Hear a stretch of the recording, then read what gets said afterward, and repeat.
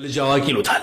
ላይቭ ላይ የሚያገኙት ወይም ኢንተርቪው የሚያደርጉት ሰዎች ደግሞ እጅግ በጣም ሳቂታ ቀልደኛ፣ ጨዋታና ለተረባም የሚቀርሙ የሌለ ታዳጊው ልጅ ልባሙ ይሉታል። ጓደኞቹ በፍቅር ታኩሬ እያሉ ይጠሩታል። ታዲያ በአንድ አጋጣሚ ነበር ከወዳጆቹ ጋር ወደ ደብረ ብርሃን ጎራ ያለው።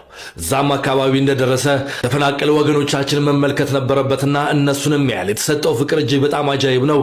ወገኖቹ ሲመለከት ደግሞ ያሉበት ነገር ትንሽ አሳሳቢ ይሆንበታል። ለዚህም ካሉበት ነገር ከገላገላቸው ወይም ከረዳቸው በሚል እነሱን ለማገዝና ለመደገፍ ቀን ቆርጦ ቀጠሮ ይዞ ዛሬ ወገኖቻችን የምንረዳበት ለነሱ ትንሽ የሚሆን ነገር የምንሰጥበት ቀን ነውና ቤቴ እንዳትቀሩ ተገኙ።